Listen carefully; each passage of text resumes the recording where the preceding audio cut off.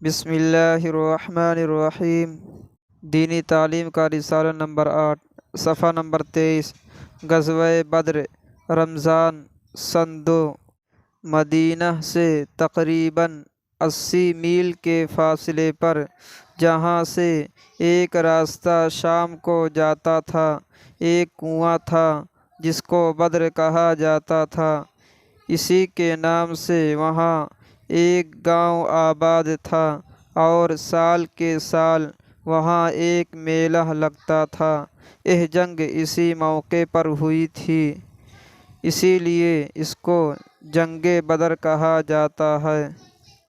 ابو سفیان جو تجارتی قافلہ لے کر شام گیا تھا اور جب وہ واپس ہو رہا تھا تو اس نے اپنا آدمی مکہ بھیجا جو ننگے گلے، الٹے منہ، ناک کٹی اونٹنی پر سوار چیختا ہوا پورے مکہ میں گھوم گیا کہ محمد صلی اللہ علیہ وسلم نے اس کے قافلے پر ڈاکہ ڈال دیا۔ مکہ والے یہ خبر سنتے ہی بھڑک اٹھے اور صرف 3 دن کے اندر ایک لشکر جرار تیار کر لیا۔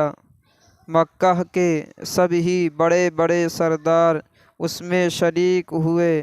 ہر ایک کے پاس ایک دوسرے سے بڑھ چڑھ کر ساز و سامان تھا۔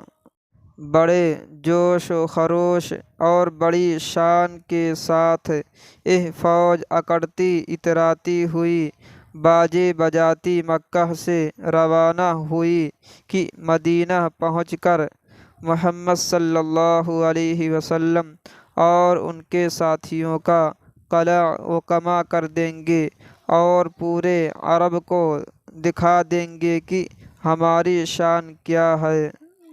فوج کے رئیس سردار اپنی شان ریاست الگ دکھا رہے تھے۔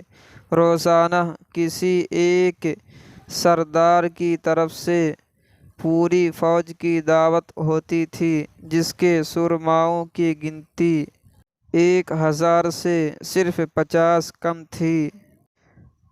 حضرت صلی اللہ علیہ وسلم اور حضرات صحابہ رضی اللہ عنہم اجمعین جب حضرت صلی اللہ علیہ وسلم نے مدینہ طیبہ یعنی یثرب پہنچ کر یثرب کے تمام قبیلوں، آس پاس کے یہودی قبیلوں اور ان کے علاوہ اور بھی قبیلوں سے جو آس پاس آباد تھے معاہدے کر لیے، تو اب حضرت صلی اللہ علیہ وسلم صرف اپنی یا اپنے خاندان یا صرف مسلمانوں کی حفاظت کے ذمہ دار نہیں رہے بلکہ مسلمانوں کی طرح آپ ان تمام قبیلوں اور آبادیوں کے بھی ذمہ دار ہو گئے تھے جن سے معاہدے کیے تھے۔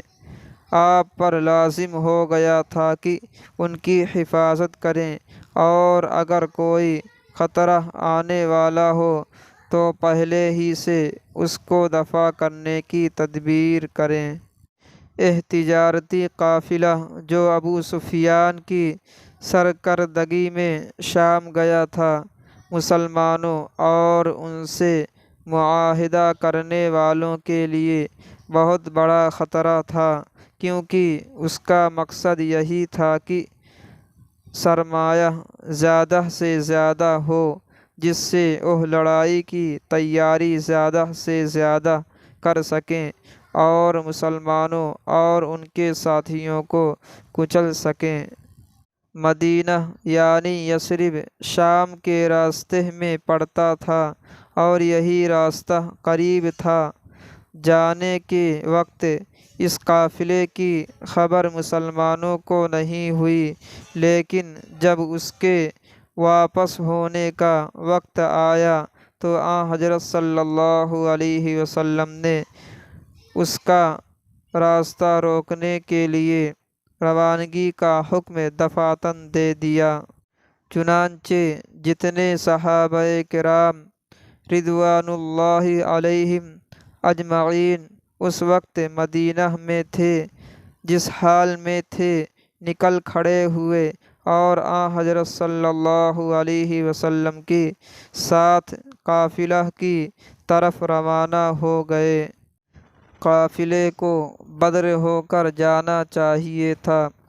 حضرت صلی اللہ علیہ وسلم حضرات صحابہ کے ساتھ اسی طرف روانہ ہوئے اور کئی منزلیں طے کر لیں، لیکن جب بدر کے قریب پہنچے تو عجیب صورت سامنے آئی کہ چالاک ابو سفیان تو راستہ بدل کر نکل گیا تھا، البتہ قریش کا لشکر جرار جو ابو سفیان کی اشتعال انگیز خبر پر پوری طرح تیار ہو کر پورے جوش کے ساتھ مکہ سے روانہ ہوا تھا، سامنے آ گیا تھا۔